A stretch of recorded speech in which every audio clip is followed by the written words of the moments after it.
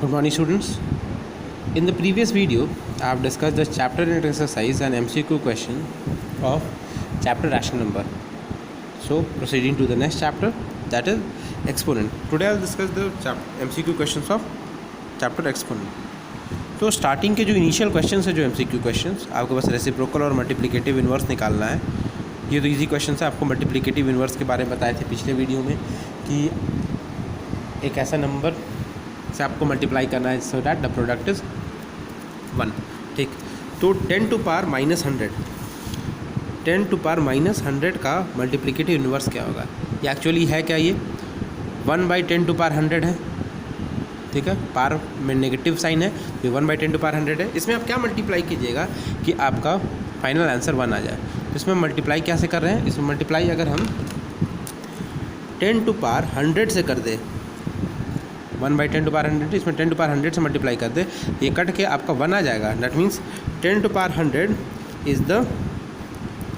Is the multiplicative inverse. It is the multiplicative inverse. ठीक है. Now moving to the next question. See question number 5 में क्या है?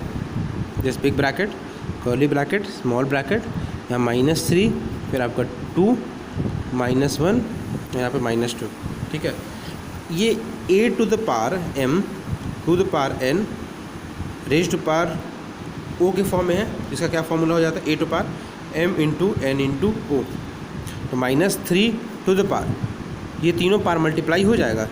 2 into -1 into -2, -3 to power 2 into -1 -2 हो जाएगा, -2 into -2 4 हो जाएगा. ये -3 टू द पावर 4 आ गया. और इसको अगर आप एक्सपैंड करें तो क्या आएगा? -3 इंटू -3 इंटू -3 इंटू -3. 4 बार नेगेटिव साइन है तो प्लस रिजल्ट आएगा. 3 3 9, 9 3 27 एंड 81. क्लियर? फाइनल आंसर क्या आएगा?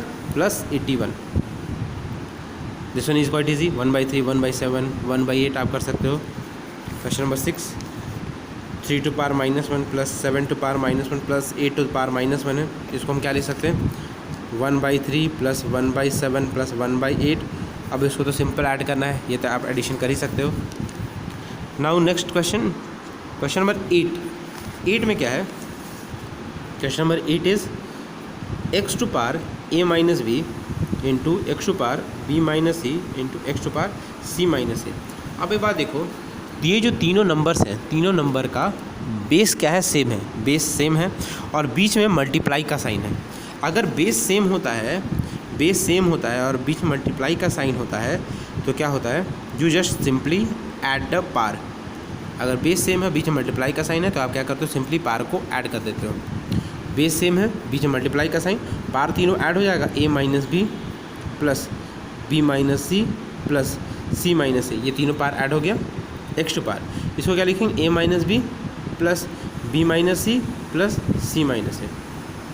Minus B plus b cut गया. ठीक है.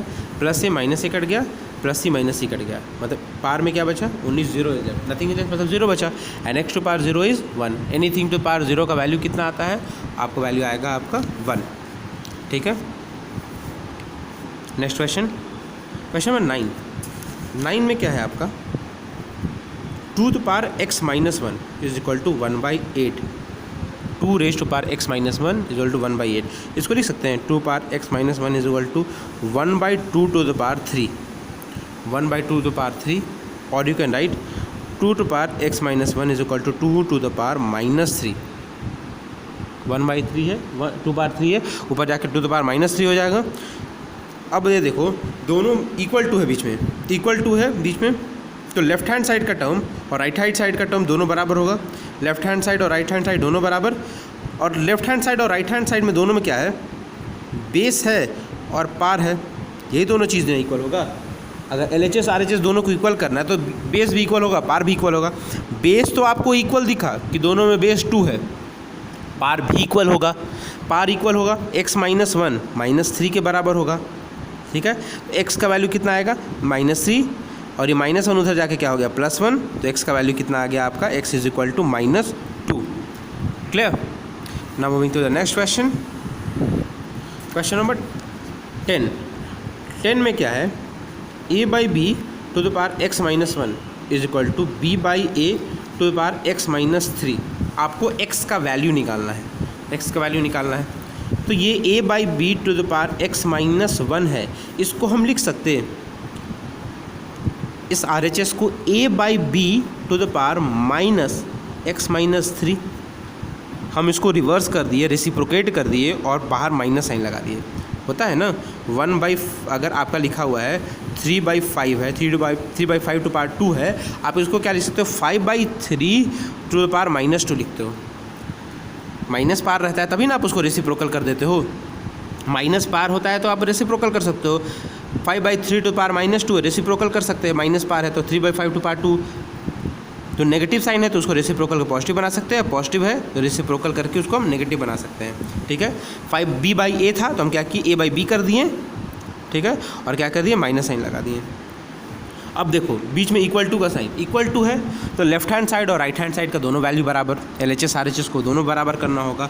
और जो आपका जो पार है और जो बेस है दोनों इक्वल होगा। इक्वल टू है तो बेस तो आपको इक्वल दिख गया, a बाई बी है दोनों साइड, पार भी इक्वल होगा।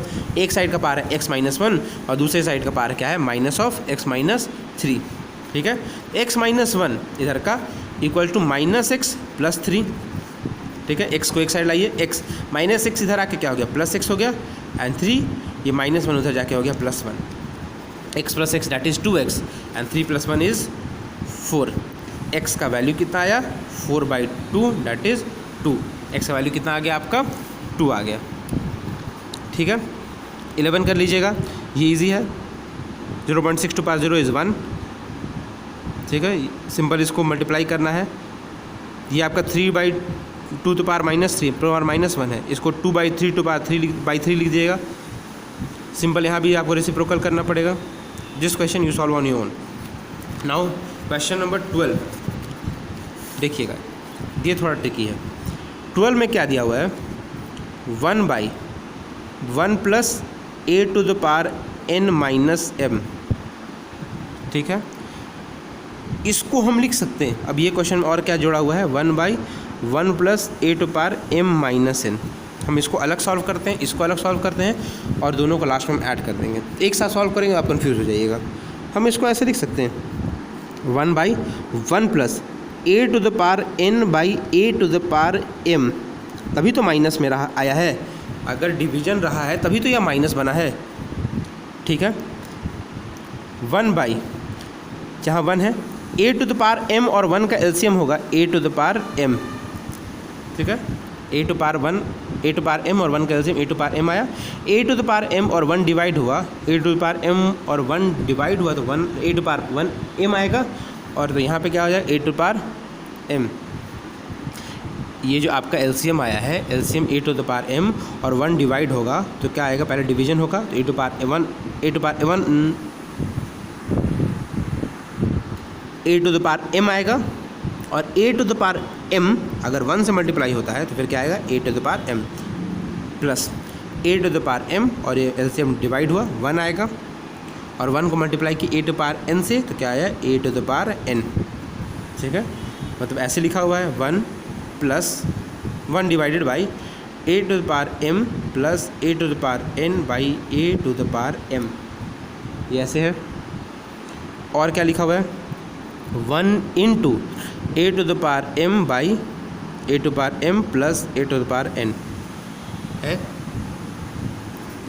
या फिर ऐसे लिखा हुआ है a to the power m by a to the power m plus a to the power n।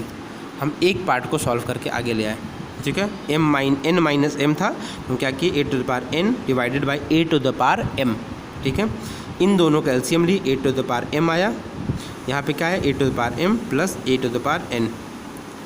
Actually में ऐसे था 1 divided by a to the power m plus a to the power n divided by a to power m। Division multiply में change हुआ, reciprocal हो गया, ऊपर numerator multiply कर दिए। अब इसको सॉल्व करते हैं 1/, इसको लिख सकते हैं 1/1 plus a to the power m divided by a to the power n होगा। और यू कैन राइट 1/, इन दोनों का LCM a to the power n हो गया तो यहाँ पे आएगा a to the power n plus a to the power m। ये a to the power n कैसे आया, ये एलसीएम और ये डिनोमिनेटर दोनों को डिवाइड किए, ए टू द पावर एन आया और A to the power N को हम 1 से मल्टीप्लाई किए तो क्या हो गया यहाँ पे A to the power N हो गया, ठीक है।